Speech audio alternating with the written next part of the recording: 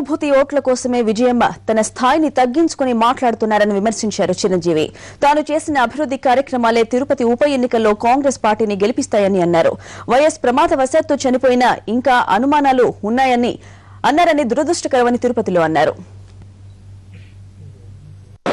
విజయమ్మ గారు అన్న మాట ఈరోజు నేను కూడా విన్నాను. ఎందుకంటే ఆవిడ సానుభూతి ఎంత మనం రాబట్టుకోవాలి, మన సానుభూతితో ఎంతవరకు ఓట్లు రాబట్టుకుని అలా విజయాలు చేజెక్కించుకోవాలనేది చాలా తీవ్రంగా ప్రయత్నిస్తున్నారన్నది తెలుస్తున్నది.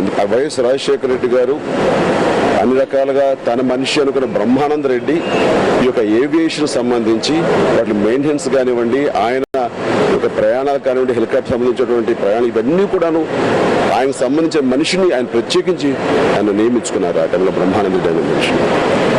అండ్ అది వేరే వాళ్ళు కుట్ర చేశారంటే అది కేవలం అది ఒక అభియోగం మాత్రమే. అది అనుమానాలు రేకెత్తించి తద్వారా సానుభూతిని పెంపొందించి సానుభూతిని రాబట్టుకుని తద్వారా ఓట్లు అవి వేయించుకుని విజయాలు చేకూర్చాలి. ఆ రకంగా ఒకటి చెప్పాలంటే విజయమ్మ గారి స్థాయికి ఈ తరహా తక్కువ స్థాయి రాజకీయాలు చేయటం అనేది అది సబబు కాదు, అది హర్షించదు, అది చాలా దురదృష్టం.